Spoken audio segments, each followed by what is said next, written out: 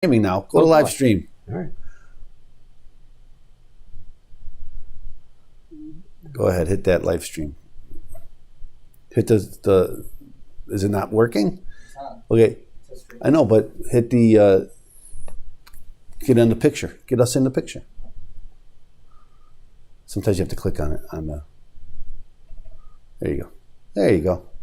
Here we are. Yeah. We're live.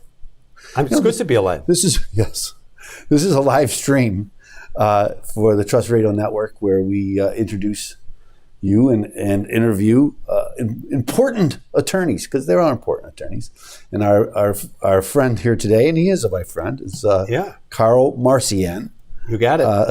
I saw that. And how do you pronounce your last name? No, I'm just kidding. I know you're kidding. What's your first name? That's the hard one. So before we go on, I want to say, because this is an interview show, and I watch so many interview shows, and when they have somebody on like yourself, they say this is attorney, and then they have Carl Marcyan, and then they have this all bio of you, and I read the Everybody bio, sleeps. and then it says, I don't want to read the bio. Why? If you're on my show, you're an important guy. That's either dead or wanted. Isn't this wanted dead or alive? That's right. I'm at the wrong place.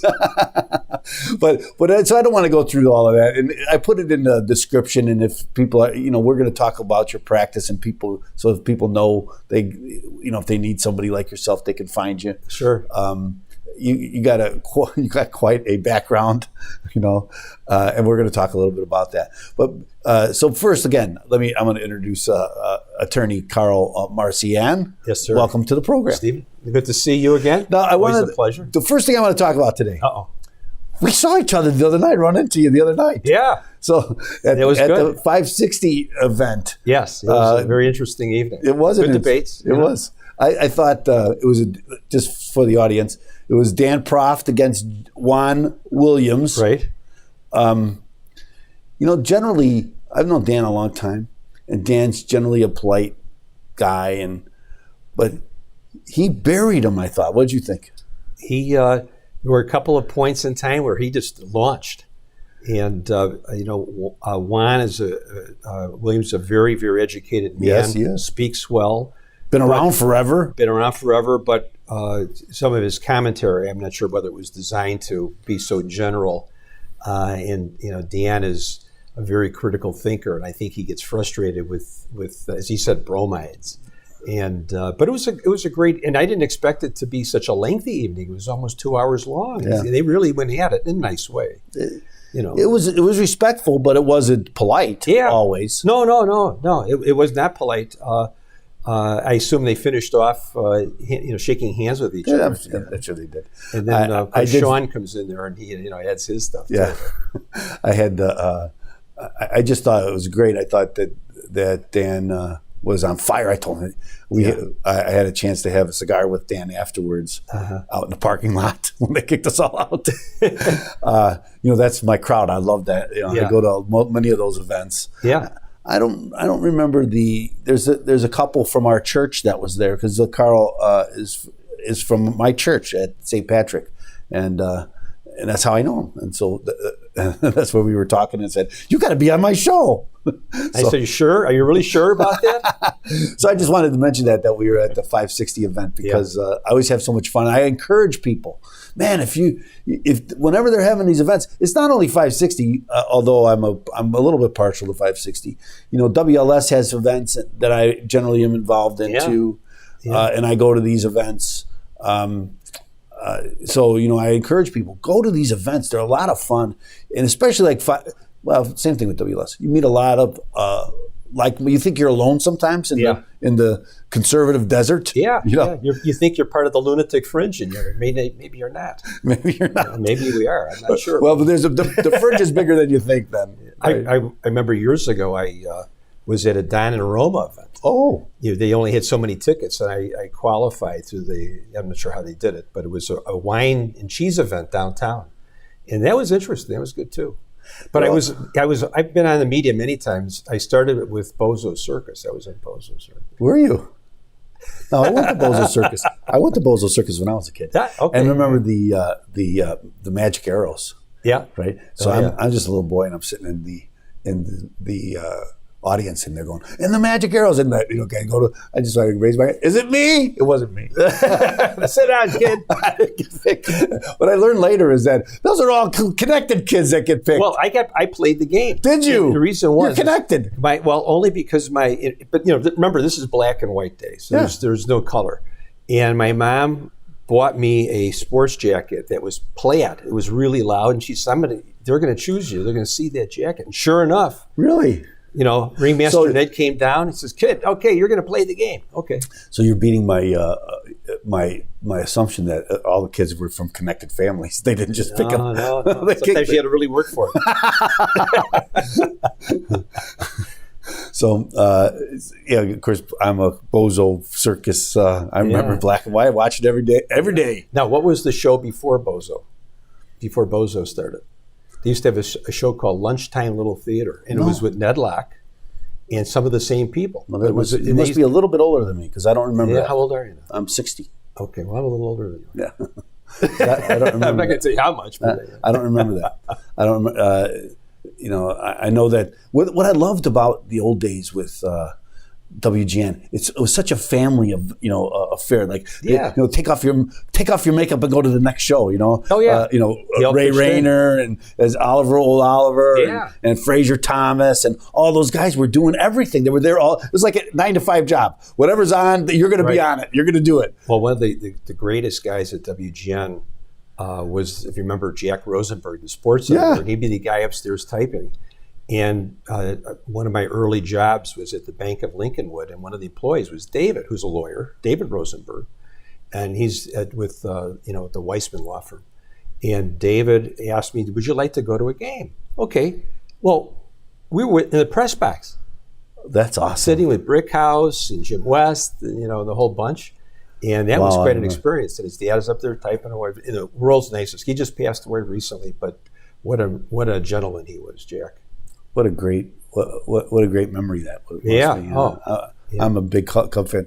I've got my over 25 years. I've been a season ticket holder. Wow. They just how many tickets do you have? Just 2, and they just awarded me for 25-year.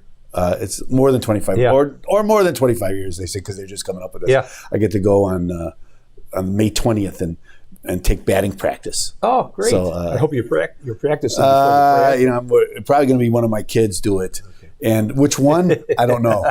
So they're fighting over who's going to do it. Lucas will like this. Joey says, "Dad, whoever who's more likely to hit the ball over the wall should be the one that gets the bat." And Jake says, "Well, you can't. Neither one of us are going to hit the ball over the wall, but I'm more likely." Joe says. Now Jake, my oldest, he's going to graduate from law school. So he says, "Whoever's graduating from law school should be able to." Wise guy. So we're bad. I hope they don't make me do it, because maybe they'll have you throw the first pitch. That would be embarrassing. I could throw the first. Maybe not. It's been a little while.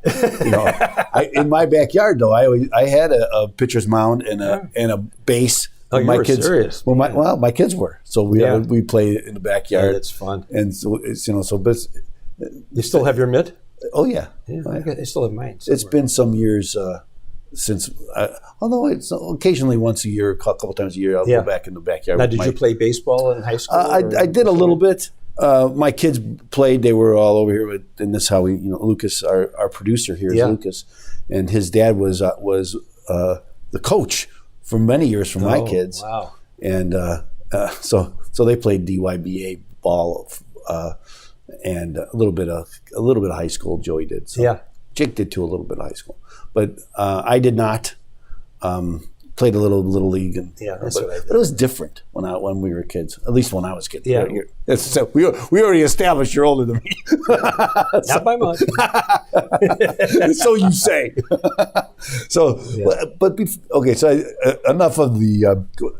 Enough about Steve. No, because about Carl. We're talking about Steve today. No, actually, we were talking about WGM, which is and the Cubs, which are. Both, near and dear to your heart. Both of them, yes. And we go on and on about Ray Rayner and Fraser Thomas. Yeah, those are the days. All that stuff. I remember. And Chelveston the Duck. Chelveston the Duck, yeah. And you all became lawyers. You believe that? Chelveston. So in my office I use the sticky notes, and I put them up kind of like Ray Rayner did on this. Oh, the Post-its, yes. Yeah. So I put them all up with my clients' names on it when I got something. Take it off. Well, let's see what's on the like Ray Rayner used to do. Right. So I always think about him. I also think about the Cubs when I'm doing my streaming at church. I always say that I am the Arnie Harris of religious broadcasting, because I get to you learn how to do the shots, because as we were talking about earlier, he was there at the beginning, all those shots he invented, and then they would lend him to the White Sox every now and then if it was a game of the week or something, and he would produce that. I mean, he was I met him a few times at David's home for their parties and such, and as well as all of the Lou Boudreau and Vince, and I mean, it was quite kid. Good kid. Yeah. The good kid. Loved them all. Okay, so tell us a little bit about what you do, Carl.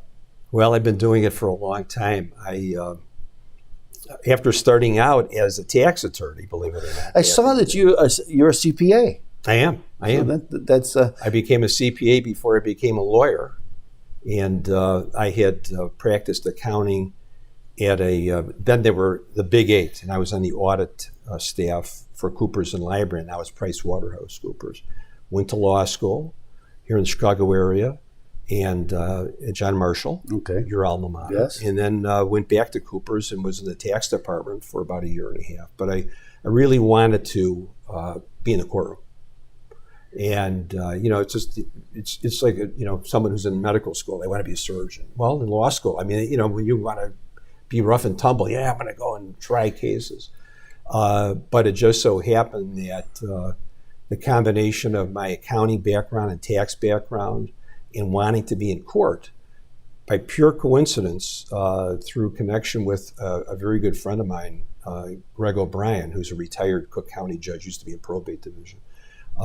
Greg worked for a fellow named Charlie Fleck Sr. And Charlie Fleck Sr.'s son was just leaving the bench, and he was the chief judge of the presiding judge of the Domestic Relations Division in Cook County.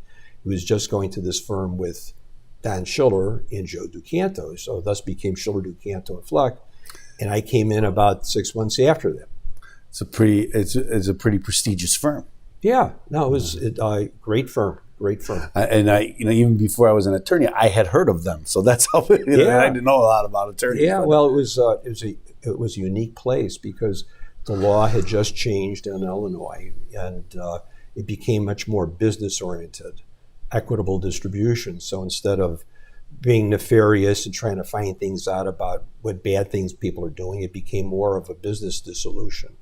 Everything had to be valued, retirement plans, businesses, cash flow, the world of maintenance and alimony change, child support. So for me, it was perfect because all the skill sets I had coincided with what you needed to be a good divorce lawyer. And the only thing I needed was more trial time. And that I got. And, as a word of advice for those people that are wanting to go to law school or soon to get out, if you want to go and be a trial lawyer, get involved in every trial course. You're getting ahead of me now, okay? Because I'm going to ask you that question. All right, I'll hold it back. Because and you're take that under advice. And I love this because you're answering a lot of my questions before I ask them. I'm reading your mind. As a divorce lawyer, I can read your mind. But I just think it's very interesting, and I got to even I, the tax attorney, didn't really. I wouldn't say understand, but the connection between being a tax guy and divorce. Yeah. Law. Now we don't call it divorce anymore. Right? It's family law. Dissolution. Dissolution of marriage, and it's a little bit different, but you're absolutely right. It's perfect. Well, at the time I started, the guru nationally for divorce taxation issues was my partner, Joe Ducanto. And Joe was a very unique fellow, and he was a good combination with Don Schiller, because Don Schiller was the best divorce trial lawyer in the country. And then when Charlie Fleck came in with his background as a jurist, they were a dynamic trio. But Joe decided that there was nobody that knew anything about divorce taxation, so he learned it. And he confided, and he was a University of Chicago Law School graduate. He confided to me he was very bad at mathematics, and but he decided, I'm going to become an expert in divorce taxation. And back then in the 80s, it was very, very complicated, much more complicated. Now it's not that bad because one of the bigger issues was deductibility of maintenance payments or alimony, and under the Trump tax law going back about 4 years ago now, all of those deductions went away.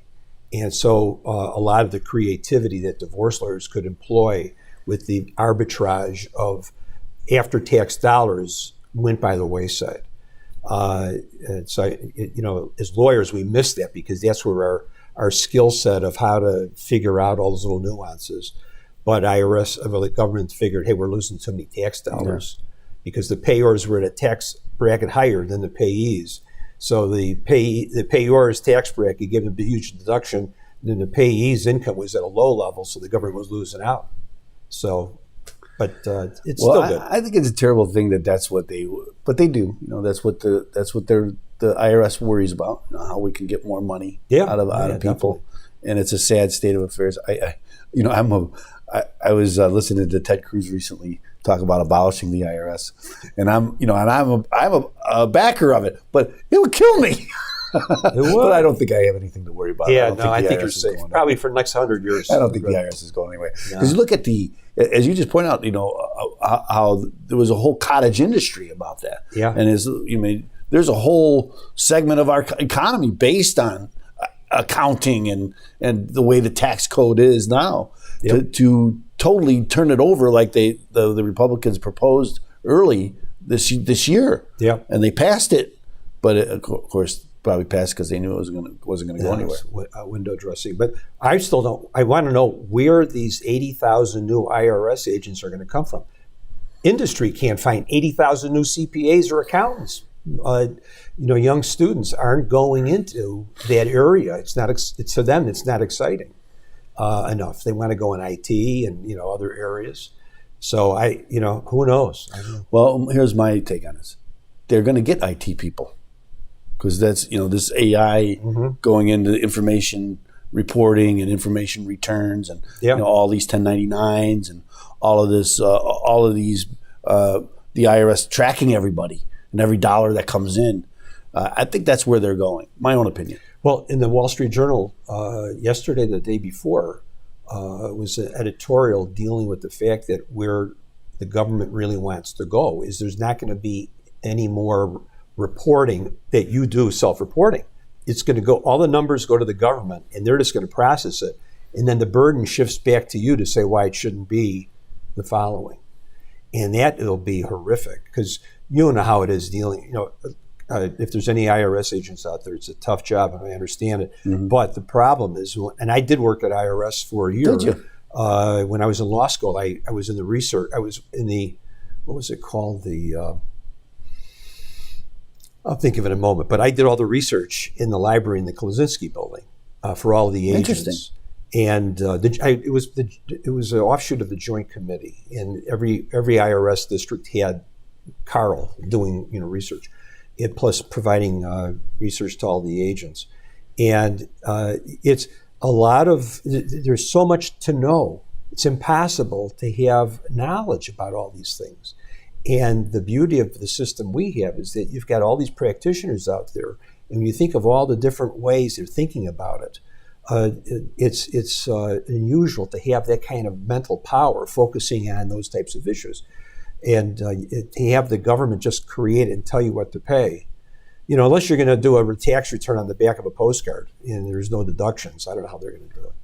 Well, I agree with you, and that goes with, we can go into this because I know you probably are on the same page as I am. I don't know that for a fact, but the IRS is, this is really pushed by Elizabeth Warren, And she's the one that's been pushing and that whole wing of the party. Yeah. And what that means is more intrusiveness from the government.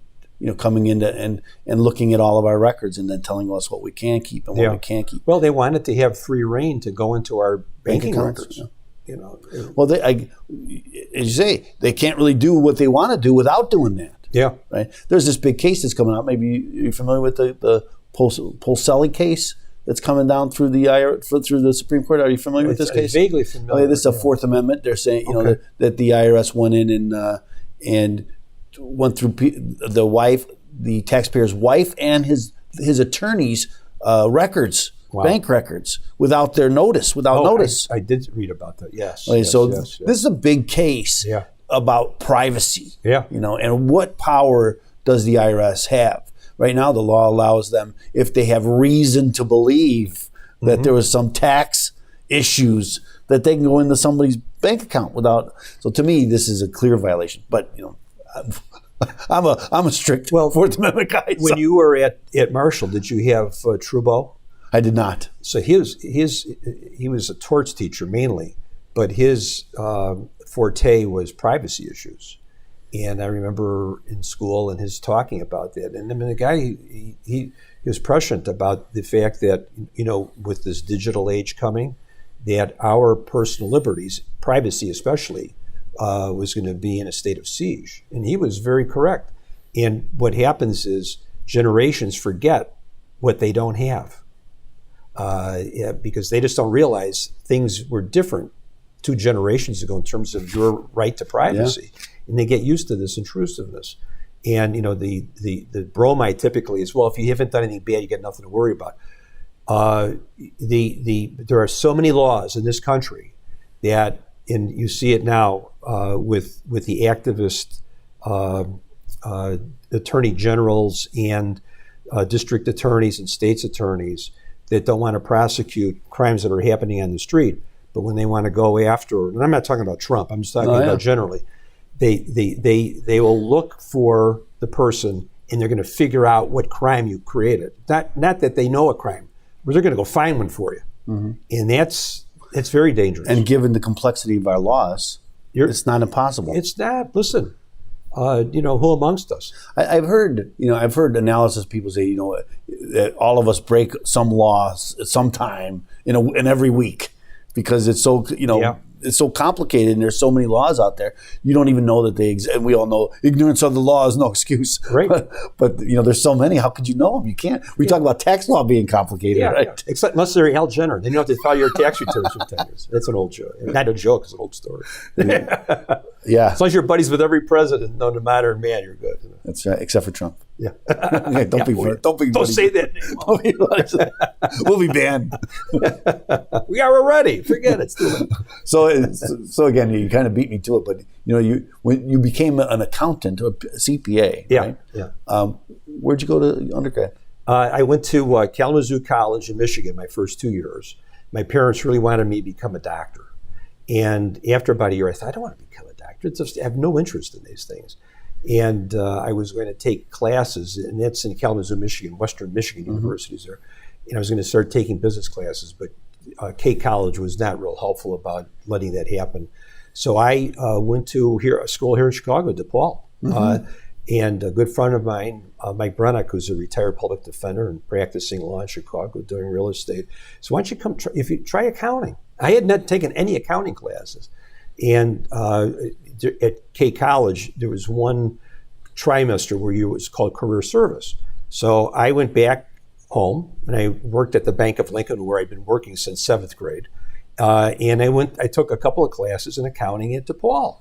And I found it to be really easy. In fact, I found it so easy. I went to the chairman of the board of the accounting department and said, it's for real stuff. And he says, you realize there's only a small percentage of people that really get understand it. Yeah. And you're up until many years, I didn't figure out where this came from. I was talking with my mother about 8 years ago, and I said, Mom, I never figured, where did I get? She goes, well, did I ever tell you I majored in accounting? She was at Mundelein. Really? And I said, why didn't you become an accountant? Well, here's the story. So it's the early 1950s. She's a woman, obviously. She couldn't get a job as an accountant.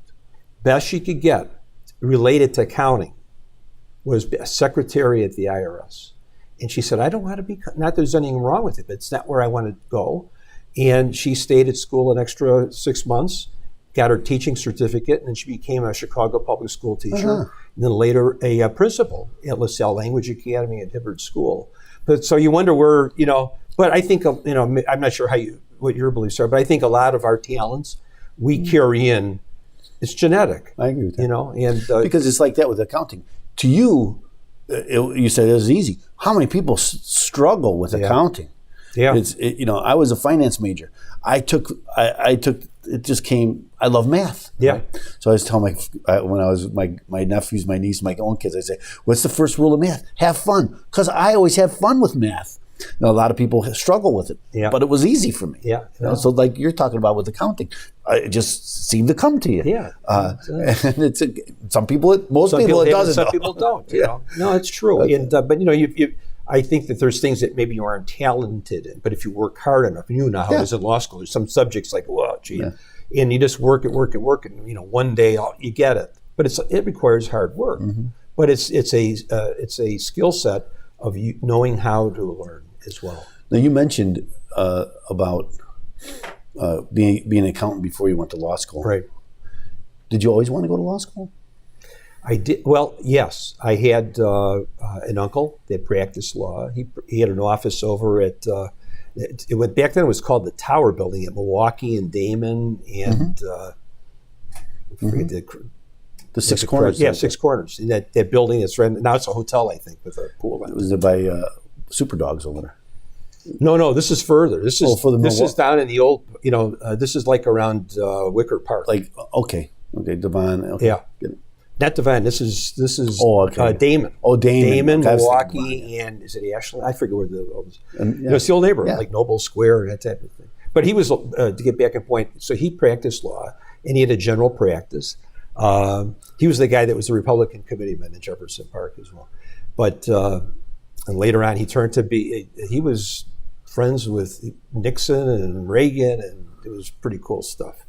But so I thought that seems like and then of course back in that time, the TV show was Perry Mason, and there's that lawyer who's able to basically take the chestnuts out of the fire and straighten it all out, and pretty much win every case.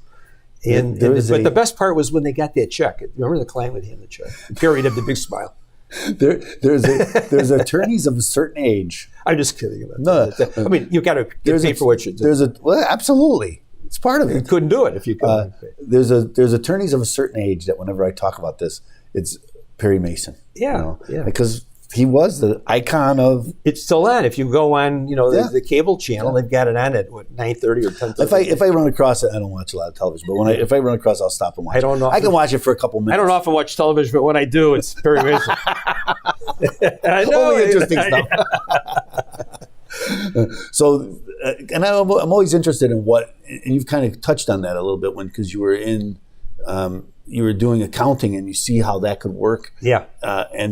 And it did. So I think it always interested me how lawyers became lawyers. Well, you understand financial statements, and you probably know, in law school, 99% of the law students, what they're trying to avoid is anything to do with accounting and taxes. Yes, math. And they stay away. And then when they graduate, suddenly about 3 years after they get out, they go, holy, now I got to figure this out because they're not very effective practicing. I'll throw one more thing in there.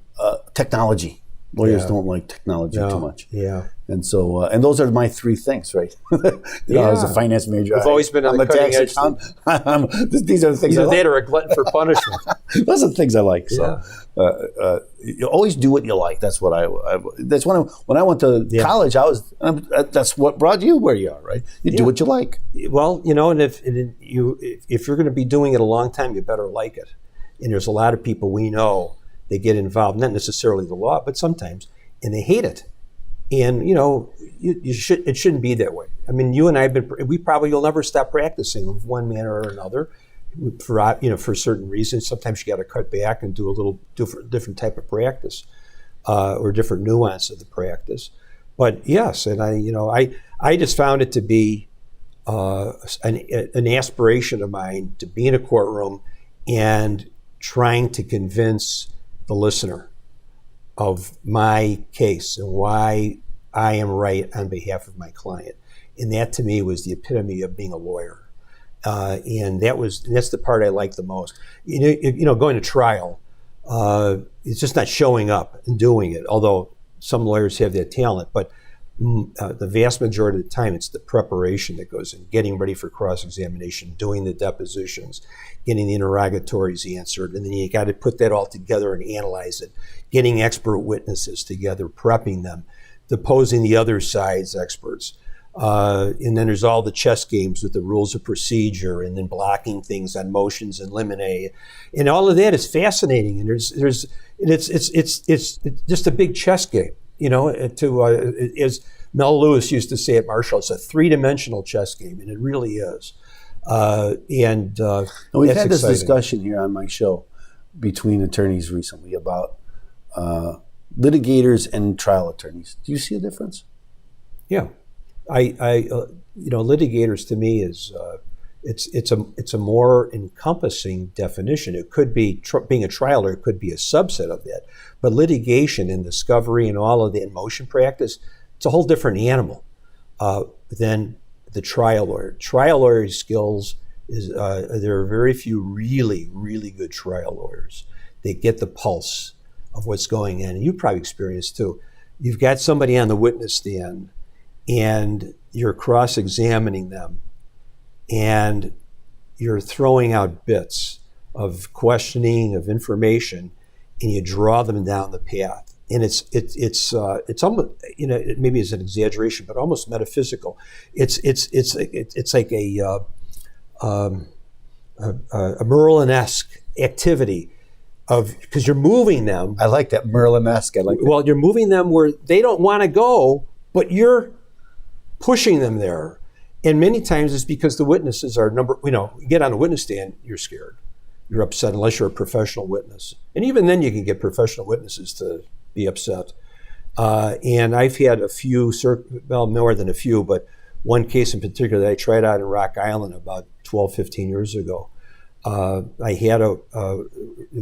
litigating the validity of a prenuptial agreement, and the wife, shall go remain name I'm not going to mention, but I had three Perry Mason moments in terms of attacking her credibility.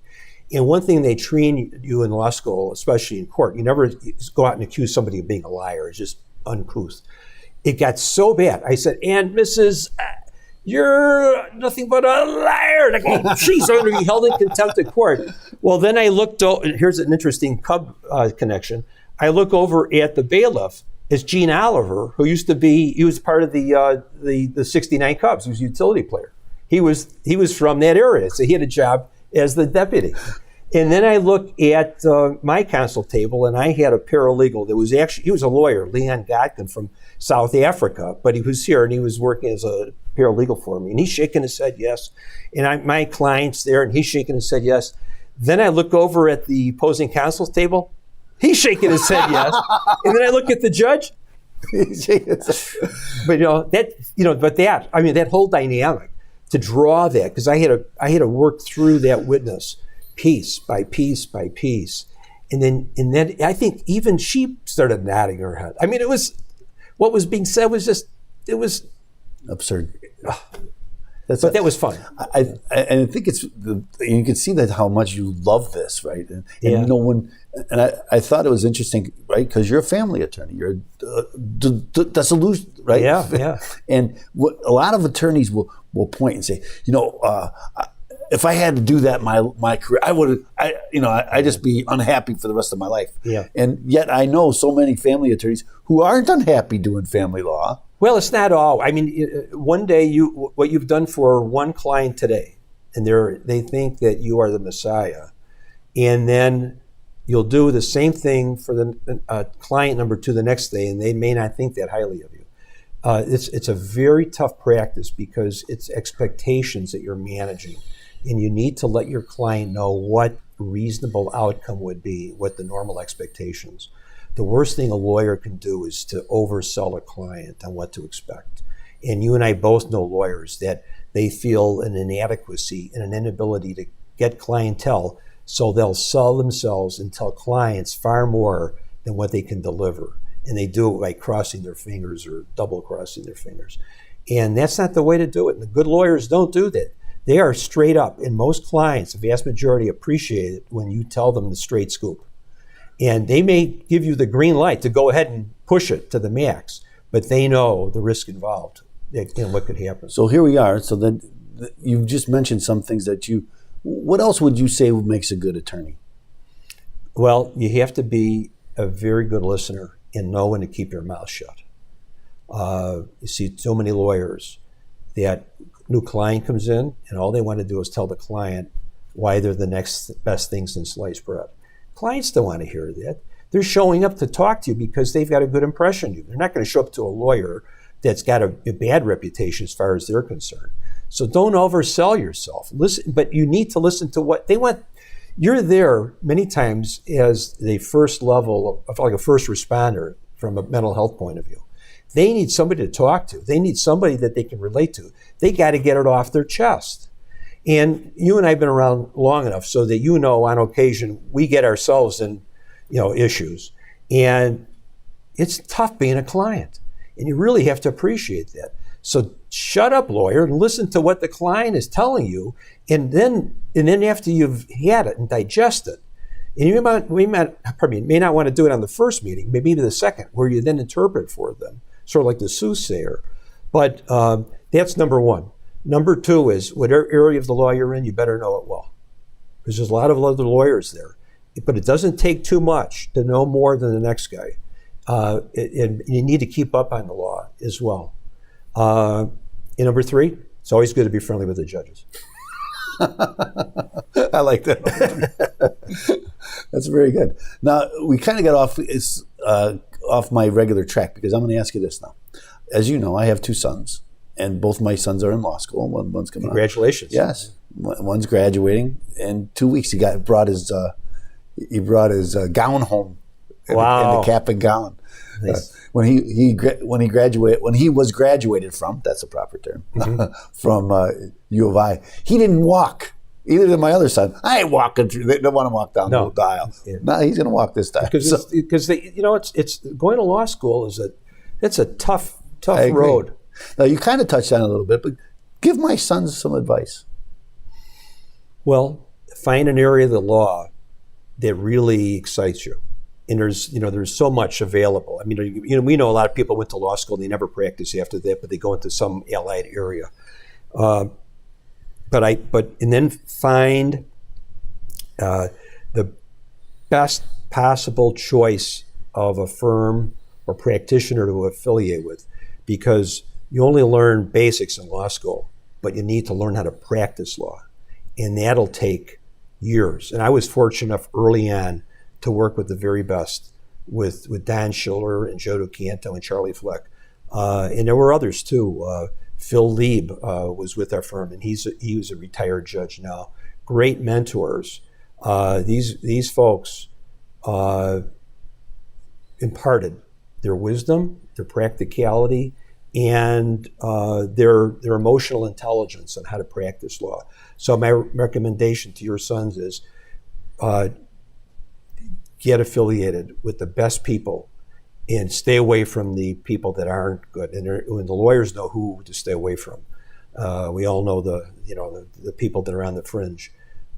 Because you'll pick up their traits and their idiosyncrasies. Go with the best people possible, and then learn from them. Stay with them if it's opportune, and if it's time for you to move on and do something else, then do it then. But learn, keep on learning. Very good advice, and I appreciate that. And I always try to present this to my kids. Watch this, okay? Because it's very good advice. Okay, so I already talked about what you thought makes a good lawyer. That's one of the things I always like to ask lawyers. And then but tell me, we haven't really talked about your practice today, because it's kind of evolved, hasn't it? Well, it's reminiscent of Joe Ducanto. He would reinvent himself about every 10 years in terms of, because everybody modeled themselves after him. So he'd create a niche. And then within 10 years, he'd have all these competitors. And he was very open about it. He would educate lawyers what he did. But his secret was he would then switch and move on to the next thing. So I've tried to emulate that. And along the way, I was managing partner at Schilder, Canto, Fleck, and Sherman for a good number of years. So while I was doing that, I got an MBA locally here at Lake Forest Graduate School of Management. And then more recently, have got a master's in conflict resolution at Dominican University. And that's mediation and social justice, restorative justice issues, arbitration. But are you doing a lot of that now? Yeah, I did know a lawyer who went into like this non-traditional law practice where mediation with most divorces, where it went into mediation. Is that something that you see happening a lot? It is, because the litigation aspect of divorce is very costly, very, very expensive, and divorce cases, by their very nature, they take a longer period of time than traffic cases or whatever, and because you've got so many more issues. But what I decided, now that I've been practicing 40 plus years, I left my former firm at Schilder Canto, and great people over there, great firm, but I wanted to do something else. And I wanted to devote my energies to being a mediator, and still be involved in divorce cases, but more as someone to come to for advice within the firm, and help generate cases and strategize. But but being a mediator, it really has given me a tremendous amount of insight on the dynamic of conflict and how to resolve it. And that was great because of that master's program, because of many courses, just the psychology of conflict. And from a practical point of view, I found out that when you're representing someone, you're holding those cards to your chest, and you're not wanting to expose them to the other side because you're thinking, that's bad. I don't want to let that out. That's important information for my case. It's going to help me later on in reserve, perhaps.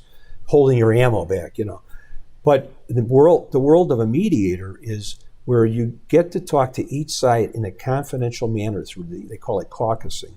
And what they tell you is confidential. You don't repeat it to the other side. But as the mediator, you're able to digest from both sides, and you're able to link up, where are these people in agreement? And then build off of those agreements. Frequently, the lawyers, it's like the typical the ships passing each other at night. They never even see each other. That's what happens in cases. There's points of time where there's opportunity to work out agreements and settle cases, but it passes them because the lawyers aren't communicating, or they're communicating, but they're not putting the cards on the table in a transparent manner. So the mediator is compelling that process. So the mediator is seizing on those points of agreement, building blocks at the foundational level, and then working up towards the pinnacle of ultimate conclusion for the case by just weaving all of these things. And many times, even when people are in disagreement, they're not necessarily going to disagree ultimately, because the need and want of one side may be different than the need and want of the other. And you can find a creative way to resolve those so everybody's happy. So to do that, this gives me a tremendous amount of satisfaction to get those issues done. Most people involved in litigation or in conflict don't want to be engaged in it long. It takes its toll financially, emotionally, physically. And you and I both know people that go through the ringer, and it affects their health. I've gone through many lengthy trials of months, of divorce cases, of trials that have taken months and months and months of time. And it has an impact at the end, and not in a good way. You might think you've won the case, but it's taken its toll, financially or emotionally, physically. And I find this very interesting, the mediator type, since that's exactly opposite of what a judge can do, right? A judge can't talk to the sides separately and listen in confidentiality, right? Right. The judge is barred from doing that. he's got to have both sides there every time he talks to the parties. Unless you're in the federal court. The federal judges seem to have an uncanny ability to do whatever they want to do. Well, that's true. But the circuit they judges, are the lord of their court. Yes, yeah. Well, they're lifetime. Yeah. And the circuit judges, it's a different deal. And because of what went on in the court system here in Illinois back in the 80s, there's more scrutiny. You're not supposed to have ex parte conversations. It's got to be, all open. And the closest the judges can get is the counsel come back in chambers and they talk to the lawyers and they try to get some sense going. But then the lawyers are basically obligated to go tell the clients what the judge said. Sometimes you can nuance it, but it's tougher. So the mediator is that this person that can do that. In most of the cases that go through mediation are successful, and it's a privilege to be able to be a mediator, to get people and help them get to a conclusion outside of trial. Well, that's interesting. As I said, I've heard that this is the way that, especially family law is going. Law, yeah. Into this mediation and arbitration. And in the mediate, there's the resolution of the Fox Dominion versus Fox case in the report. I think was in the Journal, Wall Street Journal, a week ago. The mediator was from JAMS, and he was on vacation in Romania with his family. Dan Webb, who was representing Fox, and the attorney for Dominion, I forget his name, apparently also very, very competent, well-known attorney, national. Obviously not a Chicago one. Yeah, well, except for Dan Webb. I know, I would say that's why you know Dan Webb. Yeah. And he was my trial advocacy teacher at Marshall. That's a good teacher. Oh, he was the best. But so they're ready. They're on the eve of trial, and both lawyers say, we want that guy. And he mediates them before the trial by long distance, and he was on the tour bus. I guess he was in the back of the bus with earphones, and then I didn't hear that. And he settled the case, or he helped settle the case. So that's in most people, they don't want to go through a trial and spend, especially at that level, probably $30 million each, maybe. It's crazy. You know how it is with those, those high level cases. Now, you mentioned here in your new firm that you're bringing in cases. I know with your old firm, very prestigious, probably not hunting for cases, right? Well, and also with my old firm, we have a large number of lawyers, and you're looking at 40 plus attorneys. So the conflicts pop up, and there's different dynamics in terms of what the firm's emphasis is on, and mediation isn't necessarily it's not like a case where you're representing a party and there's a lot of activity. As a mediator, are you brought in by a judge or the parties? Both. Or both. You're brought by judges because there's a list of mediators they can go to, or private mediation where the attorneys say, hey, let's call Carl up. Call Carl up at his new firm, Jackson, Buckley, and Fan Steel, small commercial. But yeah, I'm with fellows that had been with my firm. Really top-notch guys, Josh Jackson, Brett Buckley, and Eric Fan Steel, and very, very good lawyers, younger guys, and they're very happy to have me aboard, and I thank them for welcoming me to come in. I take a special interest in marketing, right? Especially law firms. Sure. Right? How does that? So many lawyers just are kind of turn away from it or call it something else, business development. What's your view on marketing a law firm? It's a given. As a managing director of a large law firm. Yeah. Well, back when I did it, it was still largely illegal, and it was the Peel decision, and it happened to be a CPA attorney downstate, and the Bar Association was coming after him for putting both designations on his letterhead. And he took it to the U.S. Supreme Court. And the U.S. Supreme Court said, nothing wrong with that. That's helping consumers. They're knowing about who they're hiring. And so I find it interesting that, that was the connection that got us where we are today with marketing. But if you look at back in the days, my co-law student, Abraham Lincoln, and I, They used the advertising back then, back in the 1800s. I mean, it's crazy ads, honest lawyer, maybe dishonest lawyer, I'm not sure. But that's what you want. But then it went away, and then it came back, and you have to market. And, you could have a one-person law firm, make it look just as huge as Winston & Strawn with a nice website. Mm-hmm. Obviously, there's a difference, but from perception, you look at that. So there's certainly nothing wrong with marketing, and all you're doing is informing the public, hey, I'm out here. You do a wonderful job at it.